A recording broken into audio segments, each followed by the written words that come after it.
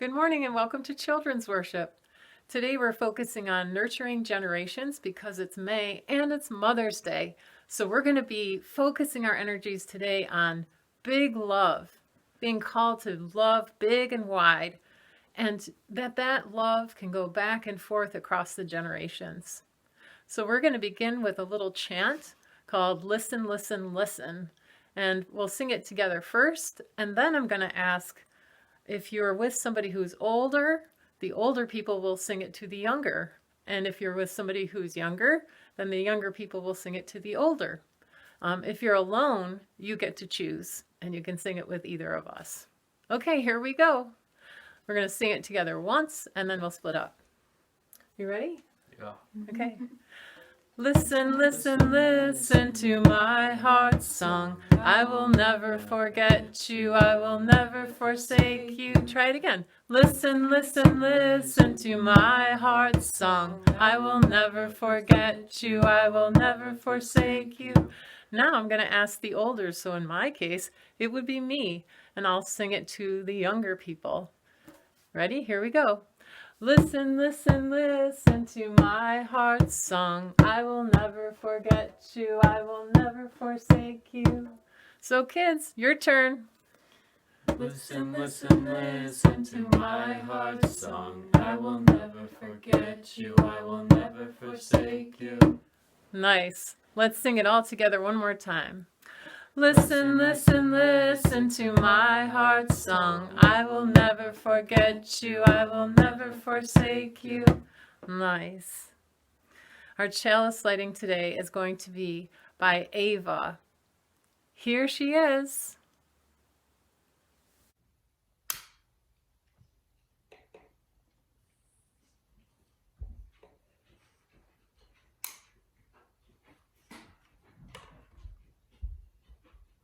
Double thumbs up for life. Life is a gift for which we are grateful. We gather an online community to celebrate the glories and mysteries of this great gift. Awesome. We're going to be doing our mindfulness practice today, and if you have a throw or a blanket or some kind of nice cozy covering that you can have with you, that would be great. So we're going to do the meditation that we normally do on home or finding a refuge, but we're going to do it in a particular way since we're celebrating big love today. And that is, we're going to look at different animal babies in nature and kind of be in the homes that they're in. Okay, here we go. So the first one is the turtle. And the turtle, as you know, carries its own kind of safety on its back. Now, when a turtle is in its shell, it has basically two protections. One is the shell itself. It's kind of like a round ball. We've seen them here at our house.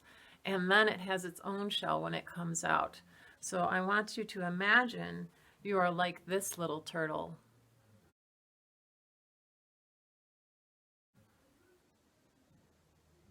All right, you ready? We're going to just take 3 deep breaths, pretending that we are safe as the turtle is safe, because that's big love for a turtle to have the safety of its own back. Breathing in and breathing out. And breathing in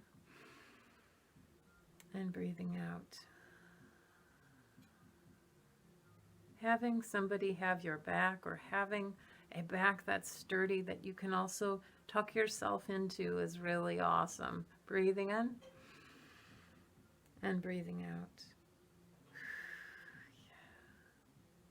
Okay, are you ready for another one? Here we go. So this one is a quality of having soothing feelings around where you are. And this is a dolphin in its mother's womb. Here it is.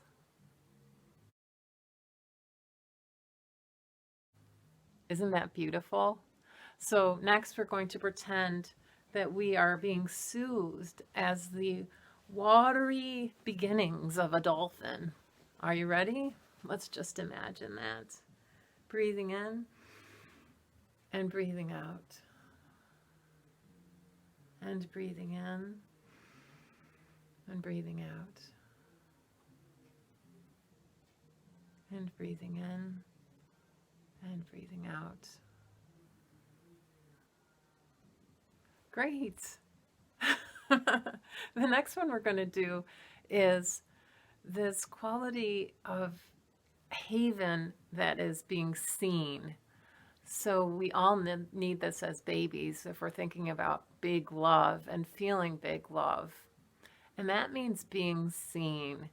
And so in this one, I'm going to show you a little bear and its mom. Here it is.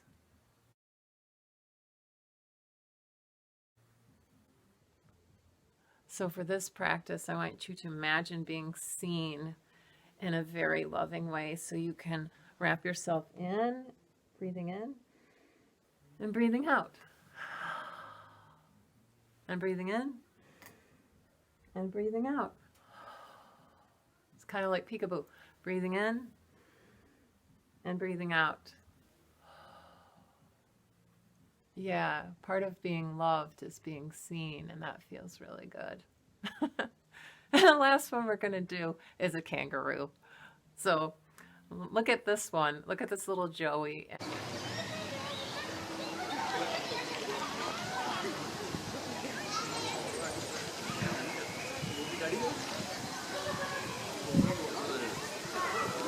So breathing in and breathing out. So you can be secure all inside and just have a little bit of yourself coming out. Breathing in and breathing out. And breathing in and breathing out. Very good.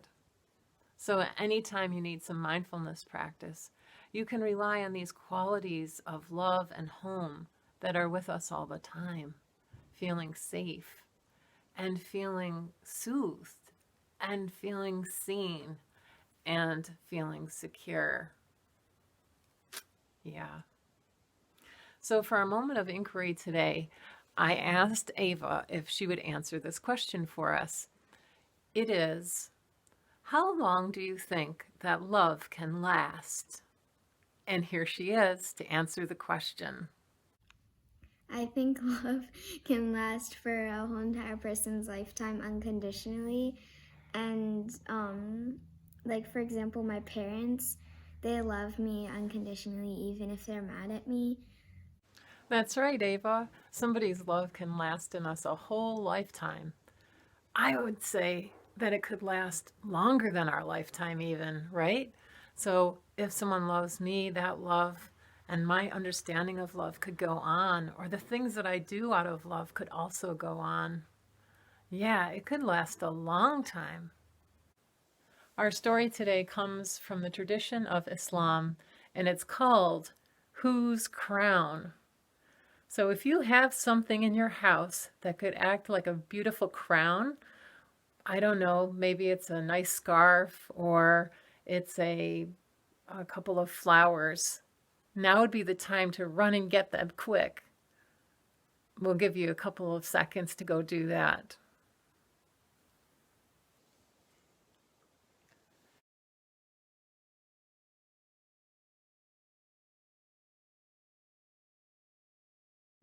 Here we go. This is a story about a king. The king had a crown, and he went into his village and he wanted to award this crown as a prize for the person in the village who had given and contributed the most good to the community. He wanted someone to feel very recognized. And so it was that certain people in the community were offered up to be the recipient of this prize. There was an artist who was also a community health worker. There was a chiropractor. And there was a naturalist who was like teaching about science and preserving the environment. All three of them had done amazing things in the community to contribute their gifts and goodness to the world. So, anyway, the time came where they were to present something from themselves to show the gathered people kind of what their experiences were and what they were all about in the community. And so the king came, and he was ready to witness this. And he also noticed that in the crowd there was a woman, and she was just she was an older woman who sat in the front row while they were going to be presenting. So the king noticed her, and he carried on, and he just said, okay, so let's have our first candidates, the artist who is a community health worker, share a little bit of what she's about. Art is all about creativity and your being. And potatoes are full of grounding nutrients for your body. And supporting your local farmers in public market is a pretty good move right now. Yeah, so all the other guests, they looked at each other and smiled, and so did the woman who came to see them. She was like so enamored with the painting, and she was taking in that advice for her nutrition, and she was smiling so wide that the king noticed her, and he was paying attention like, oh, maybe I should choose her. Yeah, people really seem to like her. Okay, well, then the next one went, and it was a chiropractor, and he offered himself a little explanation of what he did in the community, and here he is. I'm a chiropractor. Chiropractic is all about the healing of others and all of their issues they're having in their bodies. So giving out to the community your healing powers is a big part of chiropractic. Yeah.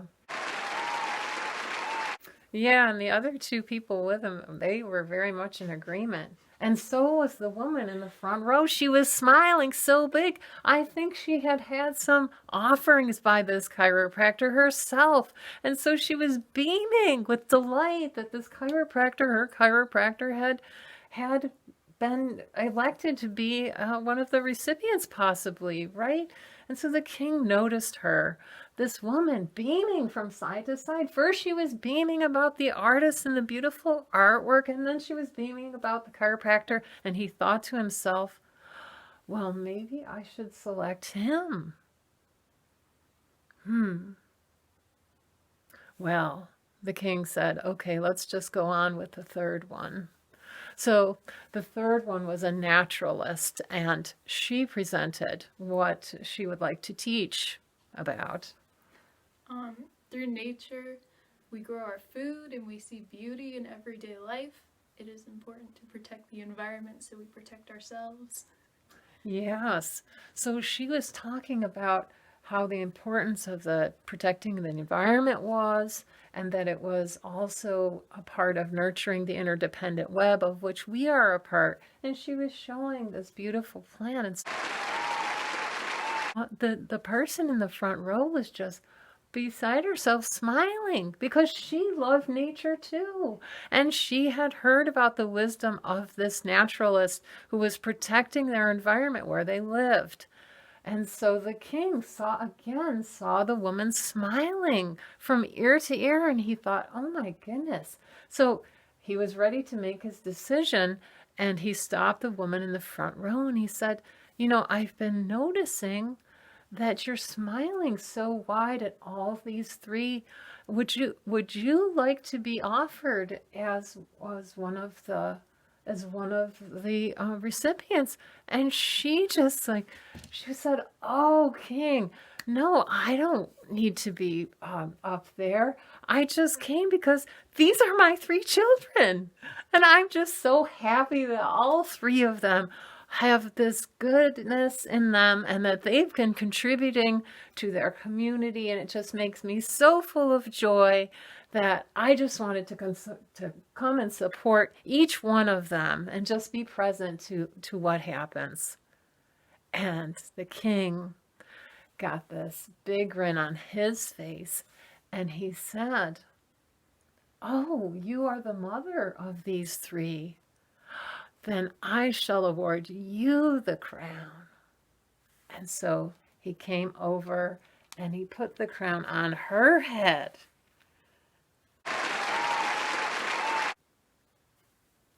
And that is the end of the story.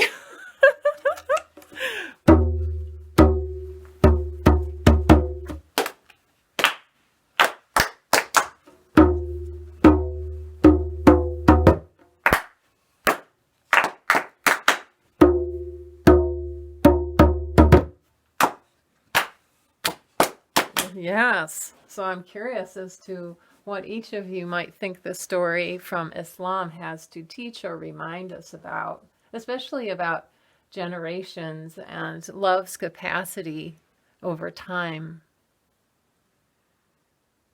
Anybody?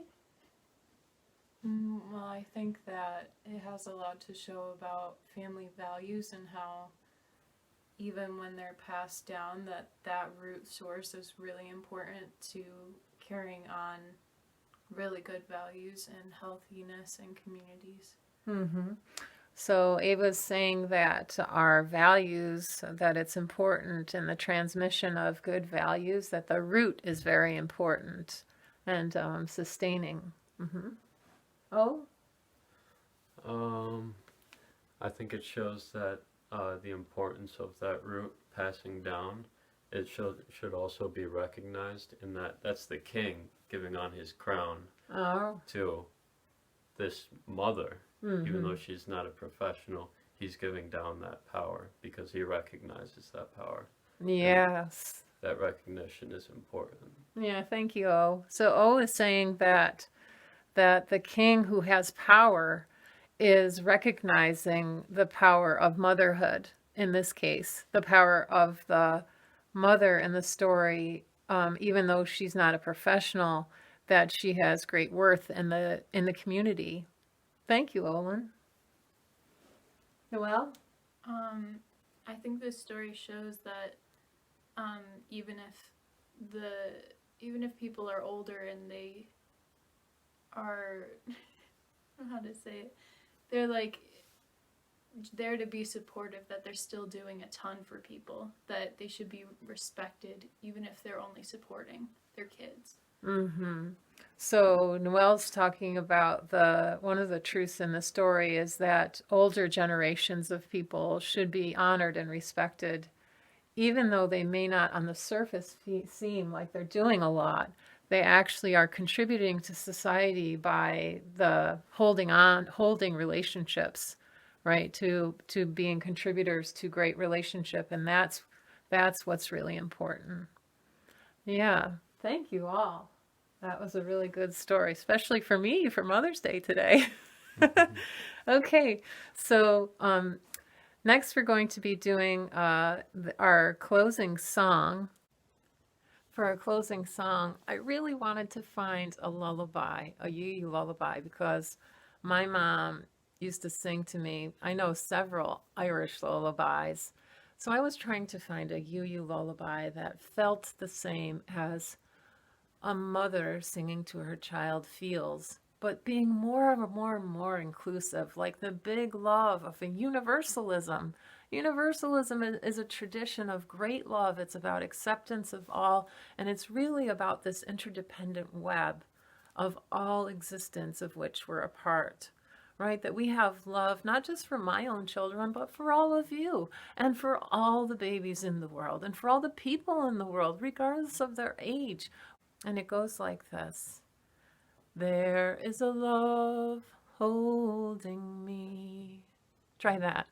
There is a love holding me. So you can actually hold yourself through this song. And then the second part, you can hold each other if you're with somebody. So the first part goes like this. There is a love holding me. There's a love holding all that I love.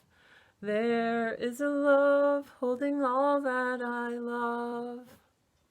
There is a love holding all. I rest in this love. Let's try that all together. You ready? There is a love holding me. There is a love holding all that I love. There is a love holding all. I rest in this love. Great. Now we sing it for us. There's a love holding us and all that we love. There's a love holding all, which is both in us and around us.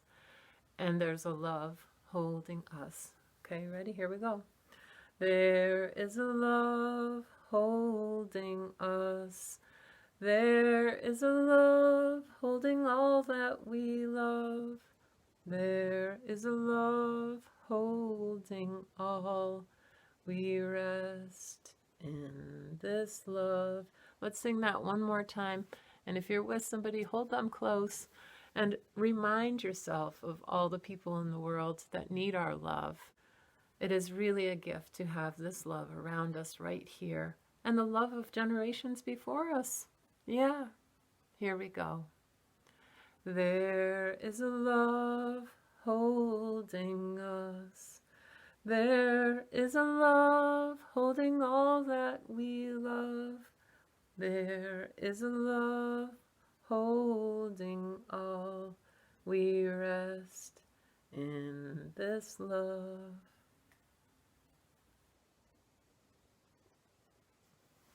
To all you mothers out there, happy Mother's Day. And for all of us who nurture others, big love from church.